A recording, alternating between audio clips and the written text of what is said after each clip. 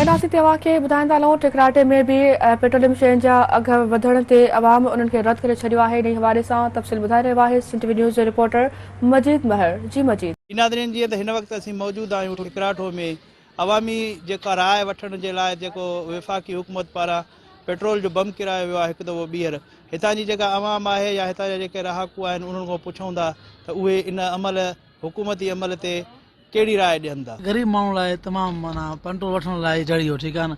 213 रुपया 9 रुपया लीटर थी वियो आहे। इहो गरीब माण्हू जेको जंहिंजी पघार जंहिंजी 500 डेली तारीख़ खणे थो उन लाइ तमामु माना ॾुखियो टाइम आहे। ॾींहों ॾींहुं इन जा पेट्रोल ऐं डीज़ल जा असरात मार्केट में अची वेंदा। हर शइ खाइण पीअण वारी जेका शइ आहे टोटल चढ़ंदी ऐं गरीब माण्हू ख़ुदकुशियुनि ते मजबूर थी वेंदा। असांजो मुतालबो इहो आहे त जेकी ग़रीब अवाम आहे हुकूमत उन जे लाइ जीअण जंजाल करे छॾियो आहे। हिन वक़्तु ॾिसो 214 रुपया हिते पेट्रोल हले पियो ऐं डीज़ल बि ओतिरो हले पियो। हीउ माना तक़रीबन 7 ॾींहंनि में हिननि 60 रुपयो डीज़ल ऐं पेट्रोल चाढ़ियो आहे। साईं हे त वधि में वधि हिकु त असां वटि पेट्रोल जे अघनि में वाधि थी वई आहे ऐं उन खां ॿियो ॾिसो त पाणी न आहे। इन ॿिनि शयुनि जे करे आवाम वधि में वधि मुतासिर थींदी ऐं तंगी थींदी। बेरोज़गारी उहो बि ॾिसो पंहिंजे पाकिस्तान में हद बेअंदाज़ा।